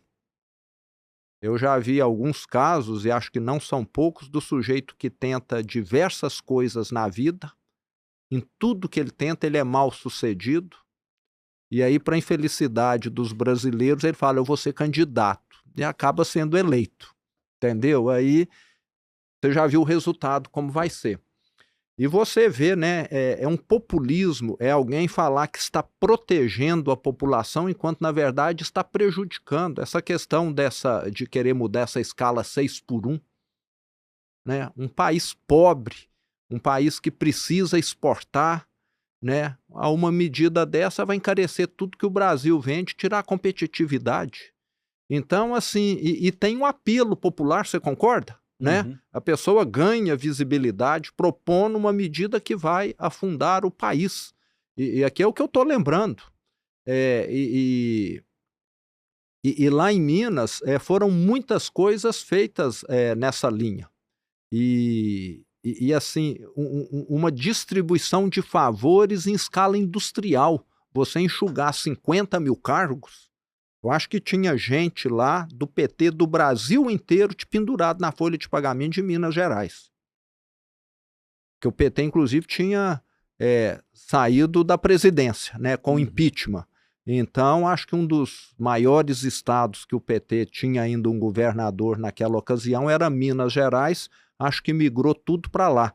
Então, para poder manter a companheirada ganhando alguma coisa, arrasaram o estado de Minas Gerais. E também gente incompetente, sabe? Nós tivemos lá secretário de saúde que nunca aplicou uma injeção. O meu secretário é médico. Eu acho que para ser secretário de saúde tem de ser alguém da área. Você concorda? Lá tinha secretário do meio ambiente que acho que não sabia que era um pasto e um gramado. Você está entendendo? Né? A mesma coisa também. Então, assim, eu acho que é achar que o discurso resolve as coisas. Eu acho que a esquerda tem muito isso. Se eu falar bonito aqui, as pessoas vão acreditar e o mundo vai mudar com esse discurso e com essa fé que nós temos nessa proposta. E nós sabemos que as coisas não funcionam dessa maneira aí. Ô, governador, eu tenho uma pergunta. Eu acho que eu já sei a resposta também, porque o senhor foi candidato, ganhou, foi candidato pela segunda vez e agora a gente já está falando de 2026. Mas, dado o seu histórico de não gostar de política antes de entrar para a política, eu fico querendo assim, saber, quando o senhor assumiu ali Minas naquela situação e reverteu o quadro, como o senhor contou aqui, a sua sensação hoje de que você olha assim para o Brasil, olha para Minas, é mais de que a gente tem capital humano e dá para fazer, dá para a gente realmente fazer o país virar, o país ir na direção certa, ou é de, rapaz, é trabalho demais, o Brasil realmente vai ser isso daqui para sempre? Não, dá para mudar sim. Eu sou muito confiante e eu vivi, acho que alguma coisa que vocês não viveram. Uma mudança acho que vocês viram, a outra acho que só eu vi, né? Até 94, eu estava lá fazendo a empresa crescer, eu tinha de fazer lista de preço toda semana por causa da inflação. Nós conseguimos acabar com a inflação aqui. Quem que foi contra o Plano Real na época? Que partido? PT, né? Tudo que é para melhorar o país parece que o PT vai contra. Mas acabamos com a inflação. Depois, com as reformas que o FHC fez, né, no decorrer dos anos 90, e quem acabou colhendo os louros foi o sucessor dele, o Brasil conseguiu fazer algo que nunca tinha conseguido na história. Eu cheguei a viver maxi desvalorizações. Aquilo para as empresas é uma tragédia, né? Tem pessoas que têm dívida em moeda estrangeira. A nossa empresa mesmo sofreu muito lá em 83. Eu era bem novo ainda, lembro do aperto que meu pai passou com a desvalorização do Delfim Neto ainda. Depois eu peguei uma, acho que de 99 ou 2002, que teve lá também. Eu tinha dívida em dólar também e passei apertado também. E hoje acabamos com esse problema. O Brasil é um país que hoje tem reservas internacionais, que não está mais sujeito a essas tempestades que podem acontecer lá fora e ter reflexo aqui. Então, duas conquistas muito importantes: acabar com a inflação e acabar com a exposição externa, devido a você ter reservas aqui. E agora falta o quê? Ter austeridade fiscal, que nós já tivemos, só que o PT parece que quando uma coisa dá certo, ele faz questão de querer revê-la, que ele acha que ele pode fazer melhor, né? Aqui é o país, assim, deu errado no mundo inteiro, mas nós vamos tentar aqui, porque aqui pode dar certo. Parece que eles têm essa visão de querer implementar. Já tivemos um período longo, FHC, Lula 1, 2, com uma certa austeridade fiscal, e agora eles estão, né, querendo reinventar a roda novamente, achando que gastar mais é a solução. Me parece que é um projeto eleitoral, né? Só pode ser, mas pelo que eu estou vendo, né, vai ser um tiro no pé, porque a inflação está cada dia maior, a taxa de juros subindo e a economia desacelerando, né? Tudo ao mesmo tempo. Isso aí uma hora não dá certo. E o que tentaram lá atrás, eu me lembro muito bem que eu ainda estava à frente da empresa, foi colocar anabolizante na economia. Durante um tempo você até consegue mostrar musculatura, vigor, mas depois vem os efeitos colaterais. Então, eu acho que dessa vez nós ainda estamos com economia que foi muito afetada pela recessão de 2015 e 2016. O efeito desses anabolizantes vão ser até muito menos potentes do que foram lá atrás, quando a economia do Brasil ainda estava mais robusta, naqueles anos 2011, 12, 13, quando eles começaram a fazer aquela quantidade de bobagens. Estão repetindo agora, mas, vamos dizer, o doente hoje está mais fragilizado do que estava naquela época. Então nós vamos ter aí tempos sombrios pela frente, mas espero que as eleições de 2026 venham a dar um alento para nós. Só dando um pouco de cor essa resposta do governador à sua pergunta, né? Matéria do Estadão dessa semana que a gente grava. Lula turbina salários de 323 aliados com cargos em conselhos. A gente aqui investe em algumas empresas da Bolsa que tiveram algumas indicações um pouco controversas de conselheiros, né? Mas o cargo de conselheiro, né? Às vezes a empresa pode remunerar em até R$80 mil um conselheiro de uma empresa, então dá meio que uma turbinada no salário dos aliados do governo, né? Enfim, eu acho que um pouco dessa austeridade que a gente precisava ver liderando no federal, não só no estadual. Governador, queria entrar num assunto que você até já expressou uma preocupação com a conotação política que o judiciário brasileiro teria tomado, né? Afirmando que o Brasil precisa de mudanças no judiciário. Que mudanças de que forma que a gente poderia modificar isso? Como você enxerga uma mudança nesse lado que aí já foge um pouco ali da esfera, né? Acho que aqui a gente falou muito das medidas que você fez no estado de Minas Gerais, que, pô, tendo uma equipe bem alinhada, todo mundo pensando junto, você consegue. Mas no lado judiciário, o que daria para ser feito? Salomão, nós somos 3 poderes, né? Executivo, judiciário e legislativo. Eu sempre fico desconfortável para falar sobre os outros, mas eu sou da opinião que o que vale para um deveria valer para os outros. Lá no governo executivo, aonde eu estou, ninguém ganha acima do teto de salário. Nós temos um teto que a Constituição determina. Nós não temos lá nada extra. Por que que em algumas áreas existe, né, o que se chama aí de penduricalhos? Lá no Poder Executivo, se alguém cometeu algum ato antiético, algum ato grave, ele vai sofrer um processo administrativo e vai ser demitido, se provar que ele não agiu corretamente. Por que que no judiciário, às vezes no legislativo, isso não acontece? Né? Por que que o peso e a medida é diferente? Aonde tem ser humano, tem muita gente honesta e tem alguns desonestos. E eu sou da opinião que quando você tolera os desonestos, você acaba manchando e prejudicando a imagem dos honestos, que são a grande maioria dentro daquele grupo ali. Então eu sou favorável a mudanças numa reforma administrativa que elimine alguns diferenciais que algumas categorias têm, porque somos todos servidores públicos.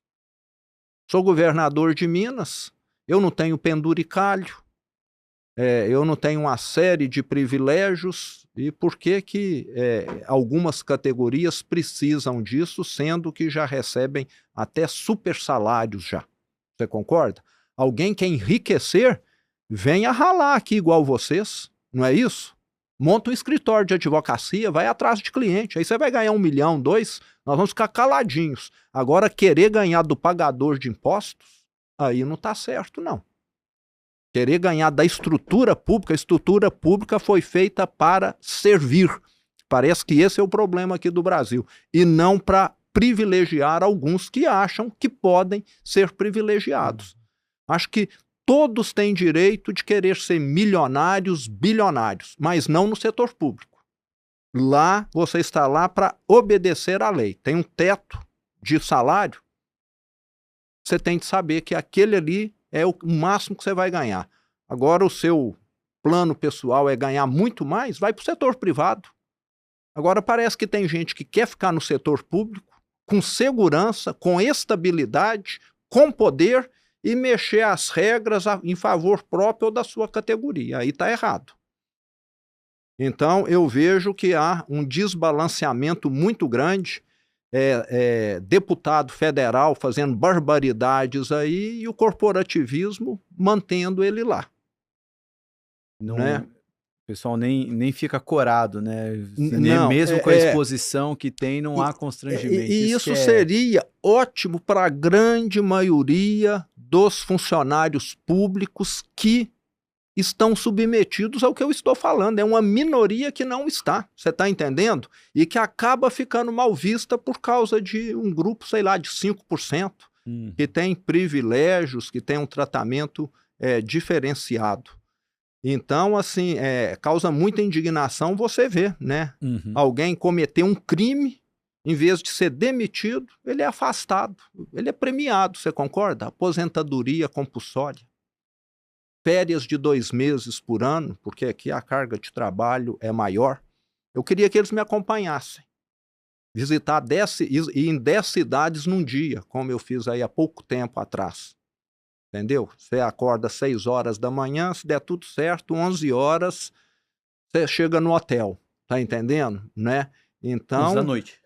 E assim, se você quer servir o público, se você fala que você é tão benemérito assim, né, esteja disposto a ganhar um teto, que para a grande maioria dos brasileiros seria o quê? Um prêmio, não é? Acho que menos de 0,5% dos brasileiros deve ganhar, o que é o teto no setor público hoje? 40 mil? É o salário do ministro do Supremo, né? Alguma coisa assim, não é isso? É próximo disso aí. 40, 45 mil. Tem muitos empresários aqui que vão nos escutar que não faturam isso por mês, você concorda? Faturamento, né? A margem, às vezes, é 10%, é 20%, é 30% disso. Então, acho que precisamos ter assim, uma mentalidade de querer servir mais e querer ser servido menos. Josué Guedes, vou deixar contigo, a agenda do governador está se encerrando. Fazer aí mais uma pergunta, talvez 2 antes do ping-pong. Vai entrar para o ping-pong? Não, só tem uma aqui. Zema, o que governar, quase 8 anos aí de governo de Minas, o que governar Minas te ensinou sobre o Brasil ou sobre o brasileiro que você não sabia? Me ensinou que no setor público tem muita gente boa, muita. Aonde você vai, você vê pessoas excepcionais, comprometidas. Agora, o que acontecia antes? Você tinha um general que mandava esse pessoal lutar a luta errada. Você concorda? Não é? Aí é o pior dos mundos. Então, por isso que eu falo que eu sou confiante no Brasil. Você tem muita gente que sabe fazer direito, mas não consegue caminhar no sentido certo, porque quem está liderando manda ir remar em outra direção. Então, essa acho que foi uma das grandes surpresas. Para mim, que não venho do setor público, eu falo que cada ano como governador foi um doutorado. Nenhuma faculdade teria me ensinado tanto, porque para mim tudo foi de certa maneira novo, você concorda? Se eu tivesse ido administrar outra empresa de varejo, eu não teria tido a oportunidade de aprender como eu aprendi nesses 6 anos e 4 meses. E eu vejo que, estando lá dentro, né, que você precisa mudar muito essa forma de pensar, que muita gente vê o Estado como um meio de vida e não o Estado como um instrumento para desenvolver a sociedade. Né? O Estado é para mim ganhar dinheiro, o Estado é para mim distribuir favor aqui e não o Estado como um indutor do desenvolvimento econômico e social. Então, acho que lá em Minas nós conseguimos mudar um pouco essa chave. Não vou falar que mudou o que precisava, não, mas mudamos um pouco. E vamos deixar... eu recebi um estado caótico, um cemitério de obras inacabadas, e eu vou entregar o oposto. Um estado com contas em dias e um canteiro de obras em andamento a concluir. As grandes obras, eu não vou inaugurar. Os meus sucessores é que vão. Eu falo que lá, a maioria dos governos plantam soja e milho para poder colher. Rapidinho. Lá eu plantei muito, foi mogno e eucalipto. Os meus sucessores é que vão inaugurar o anel metropolitano, o Rodoanel metropolitano, aqui em São Paulo vocês já têm, Belo Horizonte não tem ainda. Vai inaugurar o meu sucessor a linha 2 do metrô, obra já iniciada, concedida já, a duplicação Belo Horizonte-Ouro Preto, a duplicação Belo Horizonte-Brumadinho, Inhotim e muitas outras obras aí. Então isso na política é raro, alguém fazer algo para outro colher. Mas para mim não tinha, nem se eu quisesse, tinha como ser diferente, porque não tinha nada, eu tinha era de pagar a dívida, eu ainda estou pagando e estou deixando tudo isso estruturado. E um detalhe, o dinheiro está reservado, né? Porque nós já fizemos já o compromisso com as concessionárias, etc. Muito bom, muito bom. Governador, agora a gente vai entrar no momento mais confortável do papo, o ping-pong, aquele momento que a gente fica sabendo um pouquinho mais dos gostos literários e musicais do convidado. Lembrando, todos os livros que os nossos convidados do Market Makers sugerem estão em contato@mmakers.com.br. Governador, vou começar pela sugestão de livro para ler. Qual recomendação que você dá para a nossa audiência? Eu já li muitos livros, ainda sou um leitor, né? Apesar do pouco tempo, às vezes eu perco o sono e pego lá o livro para ler, final de semana também. Mas um livro assim que me marcou muito, que você vai conhecer, que vai no mesma linha aí do Malcolm Gladwell, né, que tem vários, foi o livro Previsivelmente Irracional, do Dan Ariely, né, um autor israelense que, de certa maneira, prova que nós somos irracionais e de maneira previsível, né, por incrível que pareça, né? Então, é um livro assim bom para a gente ver como que o ser humano pode, muitas vezes, ir numa direção de maneira previsível e totalmente irracional. E os outros livros dele são bons também. Tem aquele lá sobre desonestidade, tem alguns outros, mas os do Malcolm Gladwell são excelentes também. A gente falou antes da gravação do Malcolm Gladwell, foi uma grata surpresa saber que você também os gosta. livros do Adam Grant também são muito bons, né? Tem um dele que fala sobre a doação, não é isso? Que é excelente também, que as pessoas que se doam são aquelas que mais prosperam de certa maneira. Eu não vou lembrar isso. Dar e receber, isso. Sim. Aquele do Hábito também, que é o mais antigo, é muito bom também, do Habit. O Poder do Hábito? Ou... O Poder do Hábito, isso. O Poder do Hábito. Poder do Hábito.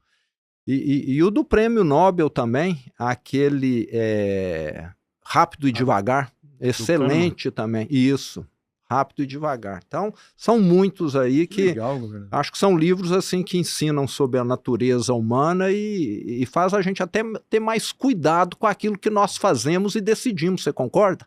Você que é do mercado financeiro, não é? E o Rápido e Devagar, eu sempre dou essa recomendação para quem não leu. O Daniel Kahneman, o autor do livro, faleceu ano passado e nesse ano foi ao ar no Wall Street Journal a matéria contando sobre a morte dele, que foi revelado só esse ano, que ele optou pela o que é chamado lá fora é como se fosse uma eutanásia, mas você não estava doente para isso, aquela morte assistida. E ele conta, é o relato escrito por o Jason Zweig, de por que ele escolheu isso. Então, assim, é uma reflexão muito interessante sobre a vida, né, e a escolha que ele teve.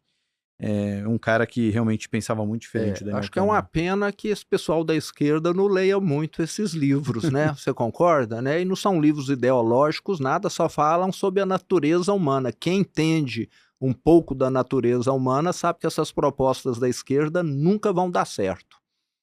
Agora, governador, essa aí não sei se vai ter... Político geralmente fica um pouco mais contido nisso, mas a gente também pede um livro para não ler.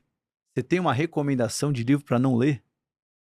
Eu acho que eu tenho, né? Todos esses livros aí de autores marxistas, leninistas, trotskistas, né? Isso aí é você ler, vamos dizer, algo que já está comprovadamente inviável, né? Que só trouxe coisas ruins para a humanidade, mortes, destruição, radicalismo, doutrinação que não leva a nada. Então, acho que é leitura para contaminar a mente, né? É querer trazer para a Terra o paraíso. E nós sabemos que nós estamos na Terra, né? Não tem paraíso na Terra. Aquele que quer te propor o paraíso na Terra, cuidado com ele. Vai estar te lesando, né? É querer vender alguma coisa que não existe. Governador, uma música e por que essa música?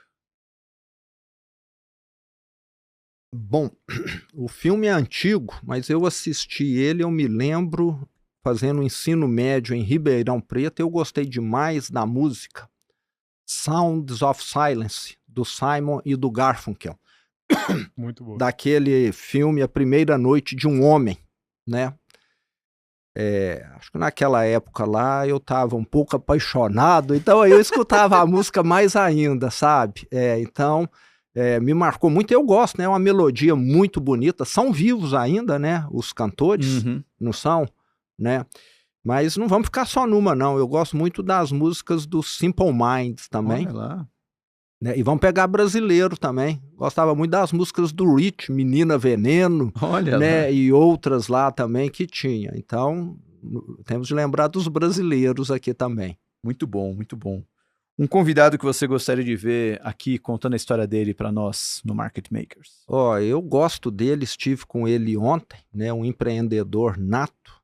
E a gente até se dá bem. O João Adib. Opa, da CIMED, né? Tava falando dele tá hoje. aqui do lado, ó. O Né? Ele tá... vem a pé aqui, ó. Não, então, é só chamar que ele vem. Manda um WhatsApp para ele. Quando for pro ar o episódio, manda lá para ele e fala, fala com os meninos mas lá. chama também um mineiro que tem contribuído muito aí com a direita, o Salim Matar, não sei se você já chamou também ou não. Eu sei que ele tá meio recluso para falar, a gente já chamou, mas talvez se você falar para ele também, Salim, vai lá que vale a pena. Tá? Quando eu fui para penúltima vez que eu fui para BH, eu vi uma palestra dele, muito boa. Seria muito legal o Salim Matar falar. Agora, para fechar, qual a maior gentileza que já fizeram na vida de Romeu Zema? Tem algumas coisas que marcam muito. Então, eu estava lá em Ribeirão Preto fazendo um ensino médio. Eu faço aniversário dia 28 de outubro. Então, no dia que eu fiz 18 anos, eu estava na véspera de prestar o vestibular. O vestibular seria ali em dezembro, janeiro, né? E naquela disciplina para estudar, era aula o dia inteiro, estudando sábado e domingo, ia prestar vestibular da USP, da GV, vestibulares difíceis. E no dia do meu aniversário, nós tivemos aula lá até 10 horas da noite, né? Não sei se ainda existe hoje o tal do terceirão, né? Que é você fazer o terceiro ano junto com o pré-vestibular. Então, tinha tido aula o dia inteiro e nós terminamos a aula 10 da noite e um colega meu falou, eu tô com fome, vamos comer ali um sanduíche. Eu morava num pensionato lá em Ribeirão Preto. E aí, passamos lá no sanduíche, deve ter durado aí uns 15 minutos e na hora que eu chego no meu quarto, lá na pensão, tá praticamente a sala inteira que estudava lá no ângulo comigo, dentro lá para cantar um parabéns para mim. E aquilo te deixa, vamos dizer, meio emocionado, né? O pessoal me atrasou ali para comer um sanduíche para eles terem tempo de todos para lá para poder comemorar lá o meu aniversário. Todo mundo estudante, nem tinha comes e bebes, mas teve aquele calor humano ali e eu senti, né? Como eu era querido ali pela turma lá do ângulo de Ribeirão Preto que estava lá fazendo o pré-vestibular comigo. Não sei se isso é cortesia, mas foi algo assim que me marcou muito, né? Porque eu não estava esperando. Eu cheguei a abrir, né, a porta, entrei no quarto, na hora que eu vou acender a luz, tem lá 30 pessoas lá dentro cantando parabéns. Então, você fica satisfeito de ver que as pessoas gostam de você. Legal, muito bom, muito bom. Governador Romeu Zema, obrigado por ter vindo. Obrigado pelo que você está fazendo pelo estado de Minas Gerais e, consequentemente, pelo Brasil. A gente torce que seja um exemplo para as futuras lideranças políticas do Brasil. Obrigado. Eu é que agradeço, Salomão, Josué. Espero ter contribuído aí. E contem conosco lá em Minas. Estamos à disposição. E trouxe aqui... O quê? Eu sempre faço propaganda de produtos mineiros. Olha lá. Ah, que então maravilha. Tem aí. Esse aqui eu... Cachaça mineira. Confesso que eu gosto antes de um churrasquinho. Tem aí um azeite de abacate. Muito azeite bom. De abacate. Opa, e um café. E um café premiado aí. Café, hoje em dia, isso é presente de luxo, hein? Café hoje em dia. E esse aí é dos melhores que nós temos Deixa eu ver lá. Aqui, não, vou até tirar aqui então para mostrar. Café Campos Altos. Olha lá que maravilha. Pô, brigadão. Agora já ganhou, já tinha ganhado o nosso coração, agora ganhou também nosso paladar aqui. Ontem eu dei uma sacola dessa pro João da CIMED, tive lá uma reunião com ele. Aí ele me falou, na próxima vai ter produtos da CIMED produzidos em Minas também, né? O João é um mosqueteiro, né?